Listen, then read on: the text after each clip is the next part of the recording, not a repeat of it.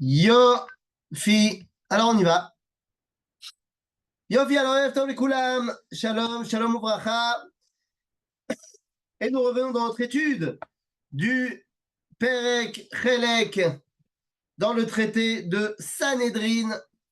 Et nous sommes à la page 94, donc Tzadik Dalet, Hamoud Aleph. Alors, on a parlé la dernière fois de la lignée messianique. Et là, on va parler d'un, on va dire, du rôle premier, pas dans le sens le premier qui doit faire, mais le plus important, c'était, voilà. Quel est le rôle le plus important du Mashiach? Alors, on y va. La Gemara commence par citer un verset du prophète Isaïe au chapitre 9, verset 6. Lemarbe amisra ou le shalom en ketz al kise David val mamlachto להכין אותה ולסעדה במשפט ובצדקה מעתה ועד עולם קינת השם צבאות תעשה זאת. Alors, qu'est-ce que c'est que ce verset? Les marbe à misra ou les shalom en ketz, c'est pour arriver à un qui fait un shalom total que va se mettre sur le trône de David, eh ben, le Mashiach. Voilà le problème, c'est que ici, on nous parle de marbe avec un même sophite, alors que ce même est au milieu du mot. Vous savez que normalement, eh bien, les lettres qui ont des sophiotes, qui ne s'écrivent pas pareil lorsqu'elles sont en fin de mot, c'est que en fin de mot. Et là, eh bien, on a un même qui s'écrit en mode sophite, alors qu'on est au milieu du mot. Qu'est-ce que c'est que cette histoire? Eh bien, en fait, cette histoire, pour nous dire que le marbe à misra, c'est-à-dire que le salaire final, ben c'est pour ça qu'on dit qu'on parle du Mashiach, parce que c'est celui qui est au final. Et c'est pour ça que le marbe, le Talmud, fait remarquer que le verset est écrit avec un même sophite, pour bien dire qu'on parle de la fin du film. Et alors, on parle de la fin du film, et c'est quoi cette histoire alors? Eh bien, on nous parle ici de l'épisode qui a failli amener au Mashiach. Alors, je vous remets le contexte. Nous sommes en l'an moins 701. OK? En l'an moins 701, la situation en Israël est très compliquée. 20 ans plus tôt, en moins 721, ça a été la destruction du royaume du Nord, du royaume d'Israël. Vous le savez, depuis l'an moins 921, il y a eu le schisme. Le schisme, c'est-à-dire la séparation en deux royaumes après la mort du roi Shlomo, séparation en deux royaumes, le royaume d'Israël au nord et le royaume de Yehuda au sud. Le royaume d'Israël a tenu 200 ans et en moins 721, sous le règne de Hoshea ben Ela, eh bien, le royaume d'Israël a été détruit. Détruit par qui? Eh bien, par les Assyriens. Achour. Achour, c'est la Perse actuelle. L'Iran. Ils n'en sont pas à leur premier coup d'essai, donc. Et les Assyriens sont venus et ont détruit le royaume d'Israël. Pourquoi n'ont-ils pas détruit le royaume de Yehuda avec? Eh bien, pour une raison très simple.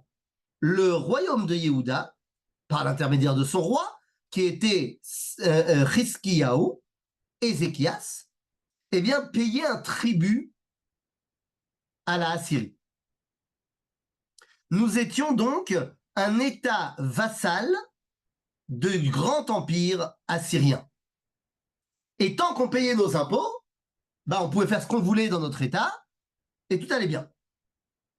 Ce qui veut dire qu'à l'époque de Chizkiyahu, nous sommes pseudo-indépendants. C'est-à-dire que nous réglons nos affaires internes comme on veut, mais sur la scène internationale, nous sommes les vassaux de l'Empire assyrien. En l'an moins 721, le royaume du Nord, qui lui aussi était un vassal, décide d'arrêter de payer son impôt, et donc les Assyriens viennent et détruisent le royaume du Nord. Les 20 ans qui suivent, le royaume de Yehuda continue à payer ses impôts, mais en l'an moins 701, Hiskiyahu en a marre. Il veut retrouver sa véritable indépendance, et donc il décide d'arrêter de payer ses impôts. Et c'est là que le roi de la Assyrie, Sancheriv, va venir pour détruire le royaume de Yehuda. Et on sait qu'il va le faire, puisque il n'a pas besoin de prouver qu'il met ses menaces à exécution, il l'a fait dans le royaume du Nord. Ok? Donc ça, c'est le contexte. Alors, qu'est-ce qui se passe ensuite? Alors, je suis obligé de vous raconter la suite du film, si vous voulez savoir de quoi on parle. Les Assyriens arrivent. Ça met quelques mois avant que l'armée de Achour arrive en Eretz Yehuda, et finalement, ils arrivent. Ils arrivent par où? Eh bien, normalement, ils devraient arriver par le nord directement à Jérusalem. Mais c'est pas ce qu'ils font. Ils vont d'abord passer par le littoral et commencer à détruire les autres villes forteresses qui ne sont pas Jérusalem, histoire de garder Jérusalem pour la fin. Et ils vont détruire tout sur leur passage. L'armée de Hiskiyahu essaye de repousser l'ennemi, mais elle se fait massacrer, elle se fait surpasser, elle se fait battre.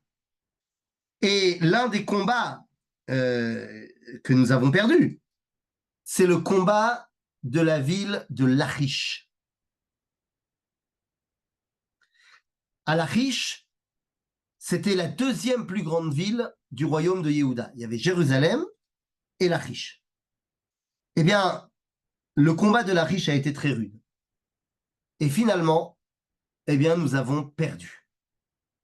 Les Assyriens, quant à eux, ont tellement été heureux de leur victoire à Lachish qu'ils ont ramené un artiste, un sculpteur, qui va à Nineveh, c'est-à-dire l'empire, la capitale de l'empire, dans le palais de Sancheriv, dans la salle du trône de Sancheriv, il va graver sur le mur la victoire des Assyriens contre les Juifs à Lachish. J'essaye de vous le montrer. Iné. Hop là. Iné. Iné. Hop là. Voilà.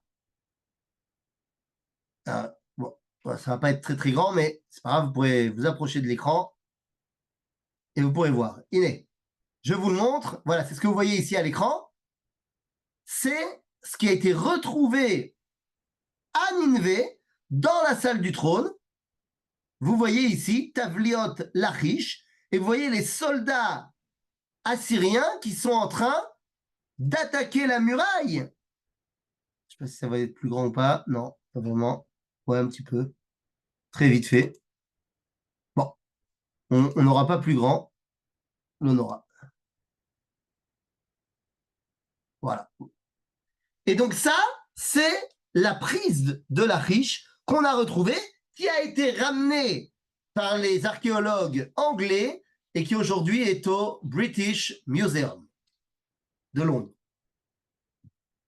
Donc, si vous voulez, lorsque Sancheriv a terminé de détruire les villes aux alentours de Jérusalem, eh bien, il arrive à Jérusalem. Le problème, c'est quoi? C'est qu'au moment où il arrive à Jérusalem, eh bien, Hiskiyahu n'a plus d'armée. Il a pratiquement plus de soldats. Et donc, il sait qu'il n'arrivera pas à battre Sancheriv.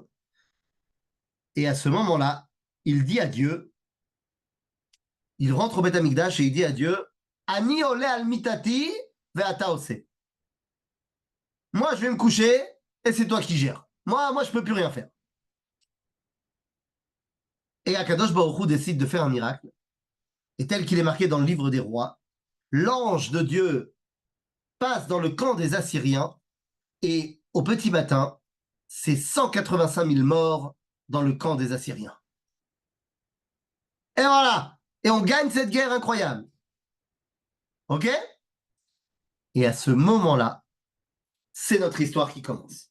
Amar Rabbi Tanchum. Darash Bar Kapara Betzipori. Bar Kapara, donc, nous enseigne à Tzipori. Mipnema Kol Mem Shebem Tzatevot Betuach Veze Satum. Pourquoi est-ce que les mêmes, d'habitude, au milieu du mot, sont écrits en mode ouvert, et celui-là, il est écrit en mode sophite, fermé? Bikesh Akadosh Baruch Hu la'asot Hiskiyahu Mashiach veSancheriv Gog uMagog. Dieu voulait faire de Hiskiyahu le Mashiach et de Sancheriv la guerre de Gog uMagog. Amra Midat Adin, selon certaines sources, 185 000 morts ne sont que les officiers. Oui, mais rappelle-toi ce qu'a dit le Maharal de Prague dans le livre Be'er Agola, Be'er Hashishi, que même dans le Tanakh, des fois, les chiffres ne sont pas la réalité historique, mais sont comment dire, c'est des chiffres beaucoup trop grands, mais qui viennent relater ce qui aurait dû être dans l'idéal. Dans la réalité, il s'est passé ce qui s'est passé. Parce qu'il faut bien comprendre que 185 000 hommes, c'est déjà une armée trop grande pour les dimensions de l'époque. Donc si en plus on dit que c'est que les officiers, alors on n'est pas sorti de l'auberge. Bekitsour. Donc, à ce moment-là, Akadosh Baruch Hu s'est dit, bon bah c'est super, Hiskiyahu c'est un roi tzaddik, descendant de David, autant faire de lui le Mashiach, et de Sancheriv et de son armée Gog ou Magog, terminé, on a fini l'histoire. Et là, à ce moment-là, Amra Midat Adin Lifne Akadosh Baruch Hu.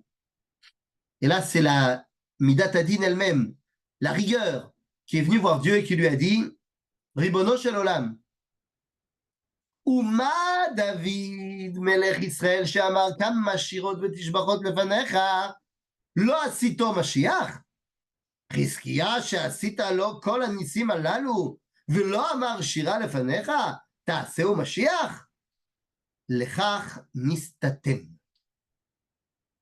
Qu'est-ce qu'elle dit Midat Adin? Elle dit Dieu, excuse-moi, David, le roi David, il a dit tous les Tehillim devant toi, toutes les shirotes des Tehillim, et tu n'en as pas fait le Mashiach.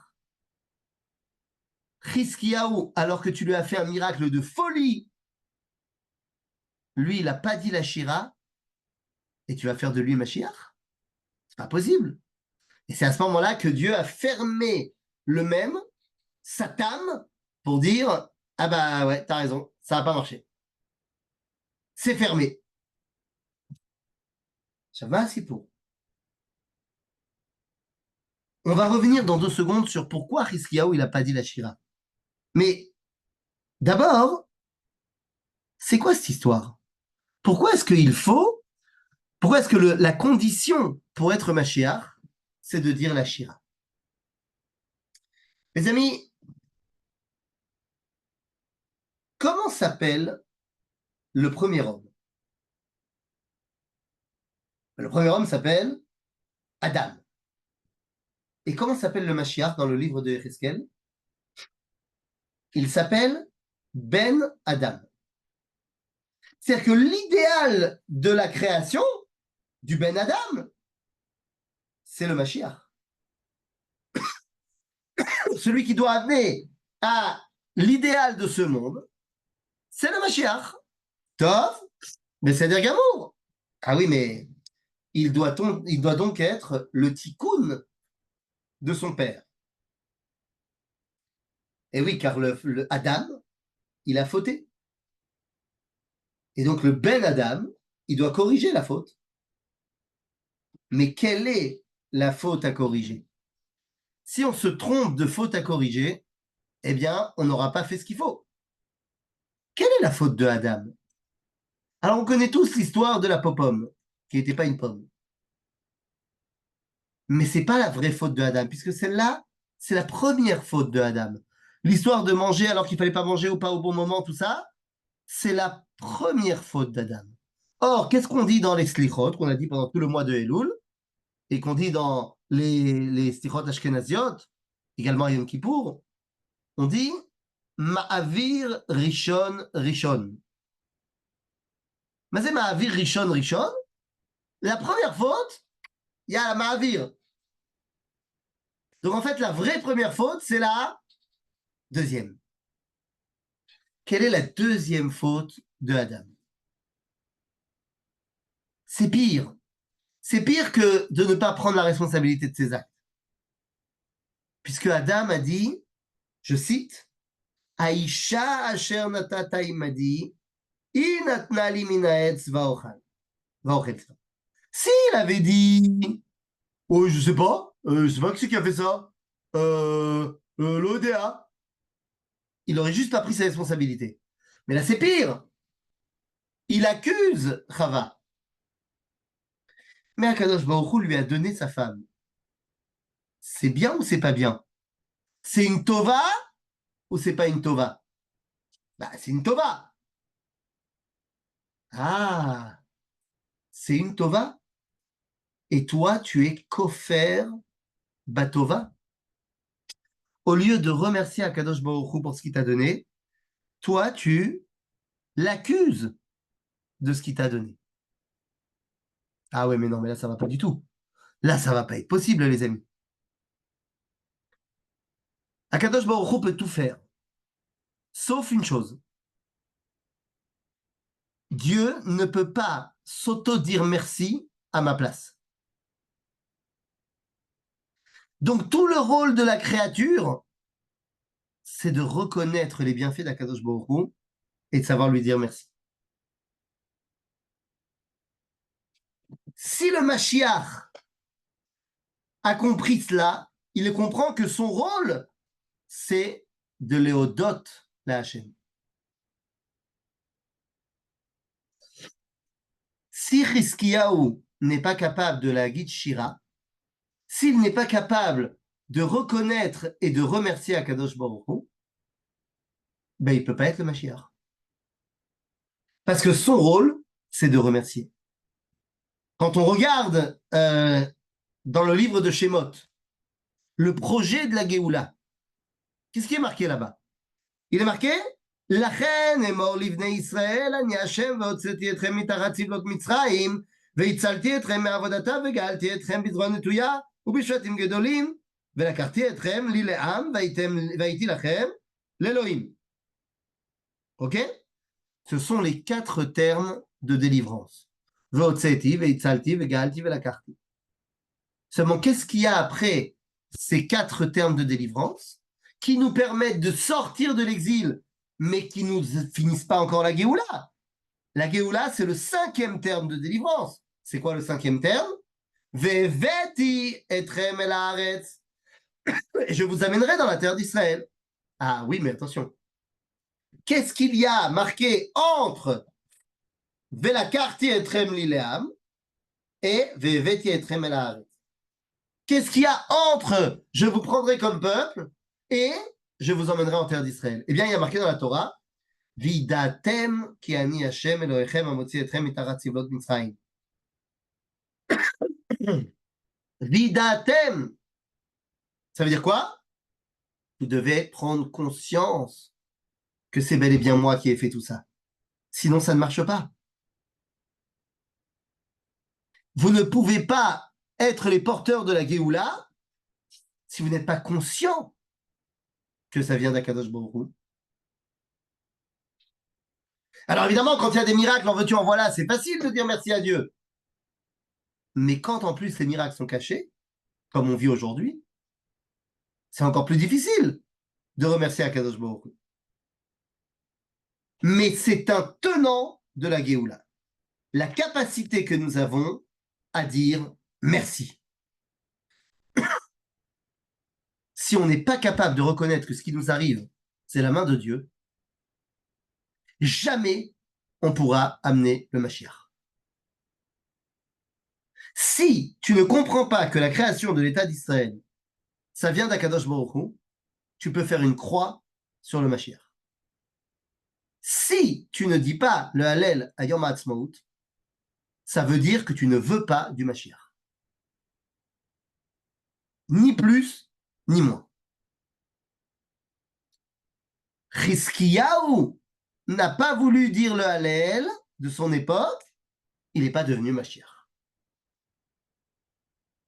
Shavma, c'est pour. Quand on regarde en vrai, de vrai, c'est pas vraiment vrai ce que je viens de vous dire, parce que la Gemara dans Maseret Psachim nous dit que Chizkiyahu, il a dit le Hallel, mais il n'a pas dit la Shira. Quelle est la différence entre le Hallel et la Shira? Le Hallel, c'est parce que c'est marqué dans la Halacha. La Shira, c'est spontané. Ok? C'est là toute la différence. La Shira, maintenant, est-ce qu'on t'a... Alors, vous avez trois sortes de juifs. Vous avez le juif qui arrive à Yom HaAtzmaut et c'est évident pour lui qu'il doit dire le Hallel parce que c'est tellement extraordinaire ce qui nous arrive. Après, tu as le juif qui voit Yom HaAtzmaut et il dit, bon, il y a des problèmes et tout, machin, mais bon, le grand rabbinat d'Israël, il a dit qu'il fallait dire le Hallel, donc on dit le Hallel. Et il y a celui qui ne le dit pas. Celui qui le dit parce qu'il le ressent et que c'est normal, c'est Shira. Celui qui le dit parce que c'est marqué dans la halakha, c'est le Hallel. Et celui qui ne le dit pas, que Dieu ait pitié de lui. La Shira, c'est prendre conscience que l'événement est cosmique, universel, et ne concerne pas que le peuple juif. Tout ce qui concerne le peuple juif, c'est cosmique et universel. Et ça ne concerne pas évidemment que la délivrance de Chizkiyahu. C'est le Hallel, tu le dis au moment où il y a le dévoilement de Dieu dans le monde. Ok? Bon, mais Chizkiyahu, c'est un tzaddik. D'après ce qu'on a vu, enfin, d'après ce qui a marqué de lui dans le Tanakh, c'est un tzaddik. Donc pourquoi il ne dit pas le Hallel? Pourquoi il ne dit pas la Shira? C'est quoi sa raison de s'opposer? Pourquoi il a des œillères dans les yeux? Eh bien, les amis, il y a trois avis qui ont été amenés par nos sages. Pourquoi Chizkiyahu n'a pas dit la Shira? Première raison, c'est une raison religieuse. C'est-à-dire, pourquoi est-ce qu'il n'a pas dit la Shira? Ben parce que, comment on peut dire la Shira alors que, eh bien, on a des problèmes au niveau de notre, de notre, comment dire, de notre comportement au sein du peuple juif. Je vous dis ce qui s'est passé dans ma synagogue Shabbat, c'est absolument ahurissant. Dans ma synagogue Shabbat, le Shabbat, le vendredi soir, on étudie le Sefer HaMitzvot.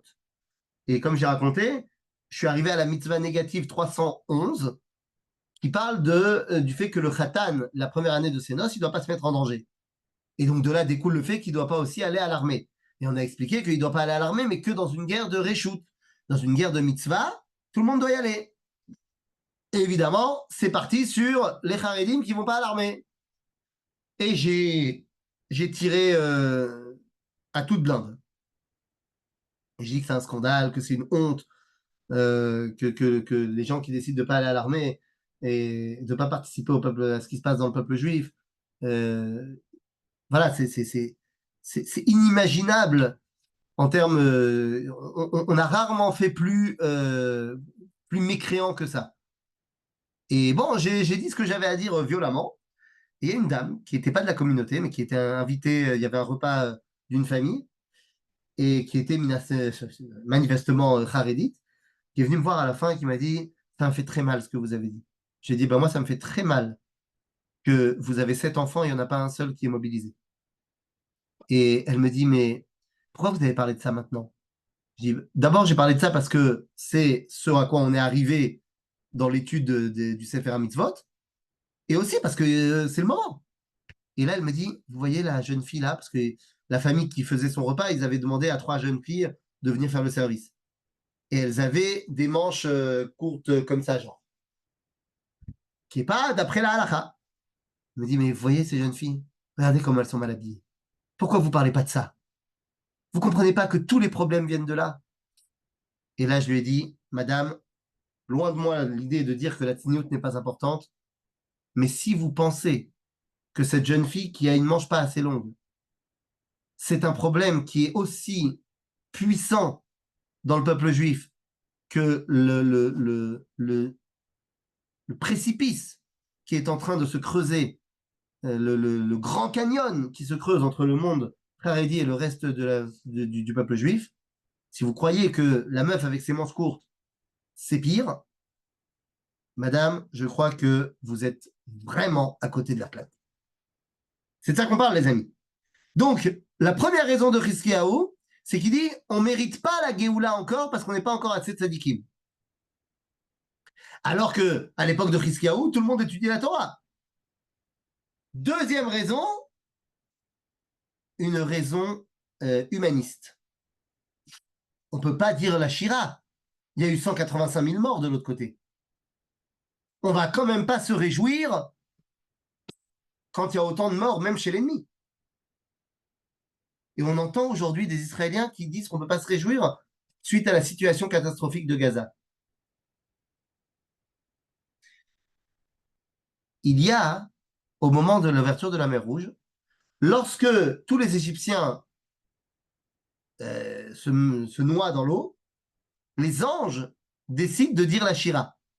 Et à ce moment-là, Dieu les arrête et leur dit « Quoi, mes créatures se noient et vous, vous dites la Shira ?» Oui, mais à qui Dieu a dit ça? À qui Dieu a dit c'est pas bien de dire la Shira quand mes créatures se noient, même si c'est les Égyptiens? Il a dit ça aux anges. Parce que les anges ne sont pas concernés. Mais Am Israël, quand il voit les Égyptiens mourir dans l'eau, il dit la Shira. Et c'est très bien, Yashir Moshe. En d'autres termes, si Hiskiaou devient un ange, alors il ne dira pas la Shira, et ça sera Besséder. Mais tant que Hiskiaou est un homme, et qui plus est, le roi d'Israël, ne pas reconnaître et remercier Akadosh Baruch Hu pour la victoire qu'il nous a donnée, comment tu veux être le Mashiach avec ça? C'est pas possible. Ok, vous comprenez? Et la troisième raison, c'est une raison nationale. Et ça, c'est une raison qu'on comprend aujourd'hui. On est 20 ans après la destruction du royaume du Nord. Est-ce qu'on peut avoir une simcha énorme dans le peuple alors que 20 ans plus tôt, eh bien, il y a eu une telle destruction chez nos frères du nord d'Israël? Et qu'est-ce qu'on répond à cette troisième problématique? On répond que c'est justement la Shira qui est la réponse à nos ennemis qui ont détruit le royaume d'Israël du Nord 20 ans plus tôt. Donc finalement, Hiskiaou n'a pas dit la Shira. Alors quoi? Le monde reste sans Shira? Eh bien non. Nous dit le Talmud, Miyad patra haaretz ve'amra lefanav, ribono shel olam, ani omeret lefanecha shira, tachat tzadik ze ve'asau mashiach. פתחה ואמרה שירה לפניו, שנאמר מכנף הארץ זמירות, שמענו צבי לצדיק. Donc la terre s'est mise à dire Shira. מה זה la terre? מה זה la terre? La terre, elle s'est mise à parler. Elle dit, le tzadik qui dit pas la Shira, moi je dis la Shira. Donc ça, je nous explique qu'il ne s'agit pas de la terre. Il ne s'agit pas que la terre, elle a ouvert sa bouche. Misé à Aretz, c'est Am à Aretz. C'est-à-dire la populace, le peuple juif, pas les rabbins. Le peuple juif s'est mis à dire la Shira. Hiskiaou, lui, il avait des états d'âme. Mais le peuple juif, il a dit la Shira. Amar Sara Olam Lefanav, le responsable du monde, a dit devant Dieu, Ribono Shel Olam, Retsono Asa Letzadik Ze, Yatzta Bat Kol Ve'amera, Razili, Razili. Le peuple a dit le Hallel, mais ça n'a pas aidé. Pourquoi? Parce qu'ils n'ont pas dit Razili, Razili.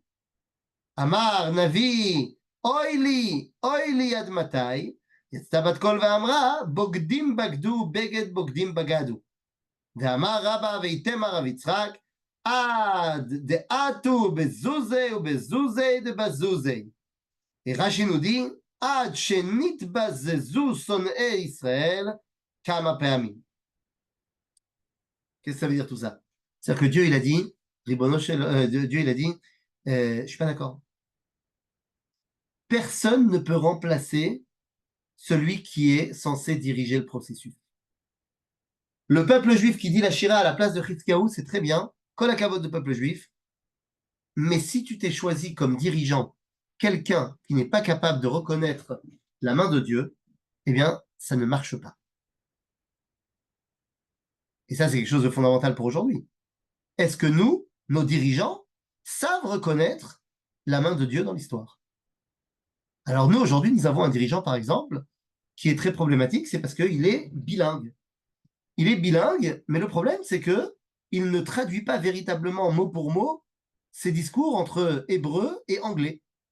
Parce que notre dirigeant, à chaque fois qu'il fait des discours en hébreu, il dit à la fin de son discours « Ube'ezrat Hashem nenatzeach » et quand il passe en anglais, il parle plus de Dieu. Il dit pas « Be'ezrat Hashem » en anglais. Il dit jamais. C'est dommage. Peut-être qu'il ne sait pas le dire en anglais, peut-être qu'il faut lui apprendre. Mais c'est dommage en tout cas. C'est-à-dire, Mada c'est pour aser. La Gemara continue et nous dit Tana, Mishum Rabbi Papais. גנאיו לחזקיה וסיעתו שלא אמרו שירה עד שפתחה הארץ ואמרה שירה שנאמר מכנף הארץ זמירות שמענו תפילת צדיק. C'est terriblement négatif que ce soit le peuple qui ait dû dire la shira à la place de son dirigeant. Et en fait, il faut se rendre compte d'une chose. Le peuple juif, lorsqu'il prend cette décision de dire la shira, c'est quand même un début de correction. C'est quand même un début de choses pas mal. Pourquoi? Eh bien, parce que le peuple juif à l'époque de la Kriyat Yam Souf, à l'époque de la sortie d'Égypte et de l'ouverture de la mer Rouge, a dit à Yashir Moshe Ouvnei Israël. Avant ça, quand il s'agissait de rentrer dans l'eau, ils ont été extrêmement critiques par rapport au miracle qu'ils avaient devant les yeux. Et Bichlal, le Midrash nous explique que lorsque Dieu a ouvert l'eau, Moshe leur a dit « Kumu ivru » allez, passez dans l'eau. « Kumu ivru » Amroulo, lo na'avor ad shenire hayam nekavim nekavim. Natal Moshe Mateu veika al hayam vena'asa hayam nekavim nekavim. C'est quand Moshe il a ouvert l'eau et il a dit allez on y va. Les Bnei Israël ont dit oh. Tant qu'il n'y a pas des routes bien tracées, on n'y va pas. Donc Moshe il a dit ok, on fait des routes bien tracées. Une fois qu'il y a eu les routes bien tracées, il a dit Kumu ivru. Et ils ont dit oh. Lo na'avor ad shena'aseh hayam bik'a lefanenu. Il y a trop de rochers. Il faut que ce soit plat. Moshe a dit bon, on aplatit tout. Il a tout aplati à coup de bâton magique. Et il a dit Kumu ivru. Et là, ils ont dit oh. Lo na'avor ad shena'aseh lefanenu gezarim gezarim. ועד שלא נעשה חומר, עד שלא נעשה מדבר. Genre, on veut qu'il y ait du bitume, on veut qu'il y ait un trottoir, on veut qu'il y ait... Au final, une fois qu'ils ont dit tout ce qu'ils avaient à dire, on veut qu'il y ait des stands de glace, on veut qu'il y ait des stands de coca, on veut que... Finalement, ils sont passés. Et qu'est-ce que ça veut dire? Ça veut dire que les Bnei Israël, à l'époque de la Kriyat Yam Souf, ils sont blasés des miracles. Genre, il y a tellement de miracles que, bon, un miracle en plus, un miracle en moins. Ah, ça me jamais.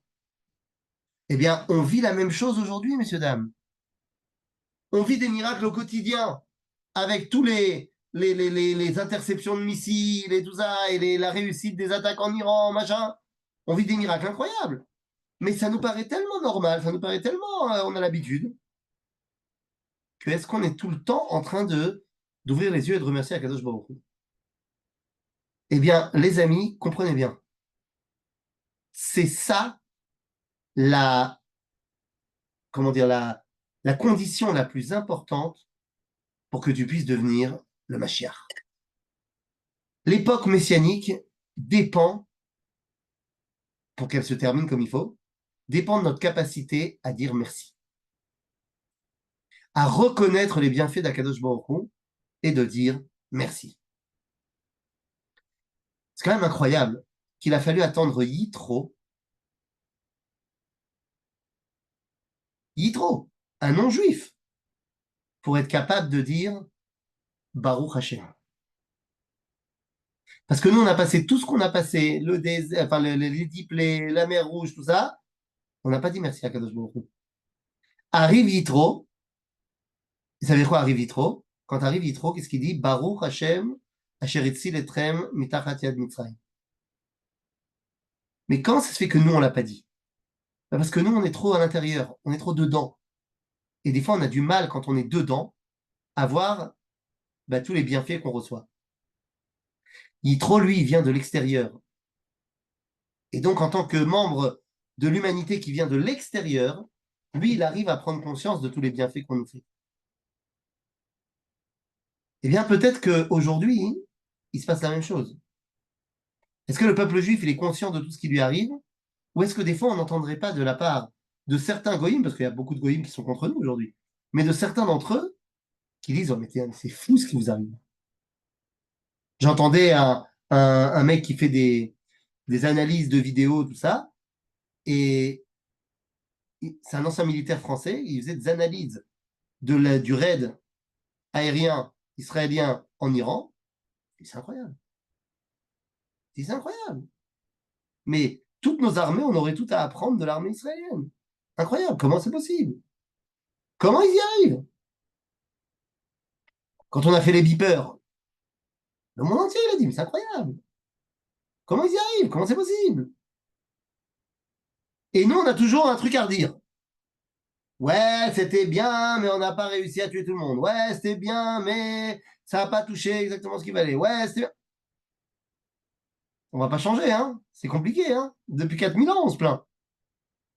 Mais effectivement, la condition pour être capable d'amener au dévoilement messianique, c'est notre capacité à dire merci. Toda, c'est pas seulement merci. En hébreu, lehodot, ça veut dire merci et remercier. Mais lehodot, ça veut dire aussi reconnaître. Animodé. Animodé, ba'ashma. Je reconnais les faits, je prends mes responsabilités. Lehodot, ça veut dire reconnaître. Je reconnais tous les bienfaits que me donne Akadosh Baruch Hu. C'est pour. Si on est capable de faire ça, alors on peut être capable de dévoiler le Mashiach. C'est ce que Hiskiaou, lui, n'a pas réussi à faire, mais que nous avons réussi à faire. Et c'est ce qui nous a permis aujourd'hui de faire beaucoup plus de pas vers le dévoilement messianique que l'avait fait à l'époque Hiskiaou.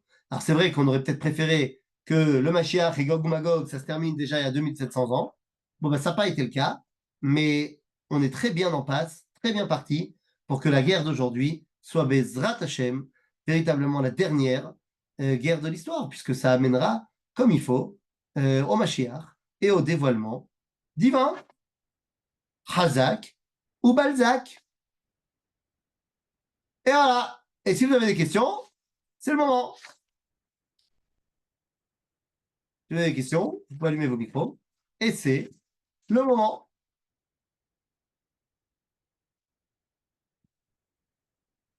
Oui, non, non, oui.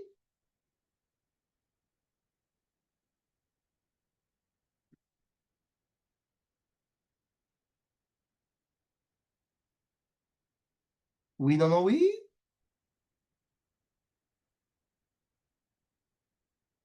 Les micros sont fermés, c'est un problème. Et moi, je suis capable de les ouvrir. Attendez. Attendez, ouais. Est-ce que je peux unmute? Non. Ils sont déjà. Attends. Toc. Et né. Je crois que je vous ai permis de vous unmuter. Voilà. Ah ben voilà, ça marche là. Voilà, ben ça marche. Chazak Mais- ou Baour? Ouais, Bravo. Chazak Oubaou. Moi, j'ai une question, Rafizon. Oui. Allez-y. Mais le réveil d'en bas, le réveil du peuple, est-ce Oui. qu'il n'est pas plus important qu'un seul homme, même s'il est, il est roi? Là, on voit bien. Et oui, mais c'est ça Non, tout le truc. C'est que faut- le roi, il n'est pas un seul homme. Le roi, il est le représentant du peuple. Donc si le roi, si celui qui est à notre tête, il fait n'importe quoi, et ça déteint sur nous. C'est comme au niveau, on va prendre quelque chose de beaucoup plus petit. Un chazan, nous dit le Shulchan Aruch, que le chazan à Yom Kippour, s'il se trompe quand il fait la tfila de Yom Kippour, c'est simanra pour la communauté qu'il a envoyée. C'est que lui qui s'est trompé, c'est pas les autres. Oui, mais dans la mesure où il a pris la responsabilité et on lui a donné la responsabilité du Tzibour, alors il n'est plus un personnage personnel. Et alors, retransmis à aujourd'hui, ça donne quoi? Ah, ça donne une grosse responsabilité à Benjamin Netanyahou. C'est-à-dire que Et nous, nous, on peut crier Hachem Melech, Hachem Malach, Hachem Ouais. Yimloch Leolam Vaed. Notre caisse de résonance est moins grande que si lui, ces phrases-là à l'ONU. S'il vous plaît, Oui. s'il vous plaît, Rafizon. Oui. Si on devait synthétiser, bon, moi d'abord je m'excuse, je suis arrivée, j'ai raté un petit quart d'heure, hein, j'ai pas pu me brancher avant, mais de ce que j'ai entendu de la dernière demi-heure, si je devais reformuler et essayer de synthétiser ce que vous avez dit, le point essentiel, à la limite pour chaque Béné Israël, c'est de dire juste merci à Hachem. Et si chacun est capable de dire merci, que ce soit à titre individuel ou au niveau collectif, ça ferait venir plus rapidement la Géoula. Alors, je ne sais pas ce que ça veut dire, ça ferait venir plus vite. Je ne sais pas Encore une non fois, plus. de dire Je merci sais Hachem, pas. c'est pas un slogan. Ça, Oui, je dis mais pas c'est ça en clair. mode. C'est clair. Il faut le ressentir. Voilà. Je suis d'accord. Voilà, Je suis ressentir d'accord. et reconnaître. Ouais. Plus que merci, être conscient. Vraiment, Ouais. de le vivre pleinement. Parce qu'il y a des Oui, gens qui ont, complètement. dans le monde Breslev, on a le slogan, on dit merci Hachem toute la journée, merci Hachem, Ouais, merci d'accord. Hachem. Bon, d'accord, c'est sympa, c'est beau, mais c'est pas de ça qu'on parle. On parle de Je suis reconnaître les d'accord. choses profondément. Maintenant, Ouais. c'est pas un jukebox. Tu mets ton argent et tu as la chanson qui arrive. Je suis d'accord. C'est-à-dire, quand on C'est dit prise de viens, on fait conscience. ça, Hein. ça amène la Géoula. Être capable de reconnaître comment Akadosh Baruch Hu, il fait avancer les choses, de facto, c'est l'avancement de la Géoula. C'est pas que ça va faire venir, zézé, c'est ça. C'est prendre conscience, en fait, mesurer Exactement. et prendre conscience. C'est pas du tout, effectivement, parler pour parler. C'est D'accord. parler et ressentir intérieurement, véritablement, la vérité de Exactement. nos propos. Comme il y avait marqué dans le livre de Shemot, Vidatem ki ani Hashem. Et vous saurez profondément que je suis l'Éternel, votre Dieu, qui vous a sorti. Ouais. Et c'est comme ça, effectivement, le savoir, c'est l'intérioriser. C'est pas, effectivement, le dire seulement. Ah bah, Complètement. savoir, vous savez que savoir dans la Torah, la da'at, c'est le verbe qui est utilisé aussi pour déterminer une relation intime. Oui, d'accord. C'est quelque chose de profondément, Ouais, c'est ça. voilà. Intime. Intime, exactement. La connaissance, elle est intime. Ouais. Exactement. Merci Rafizon. D'accord. Une autre question? Pas d'autre question? Chazak, merci Ethan. Chazak Baruch. Chazak Baruch. Merci beaucoup. Shkoyach. Merci. Kol tov. Shabbat tov. Bonne semaine à Kol tous. tov. Bye.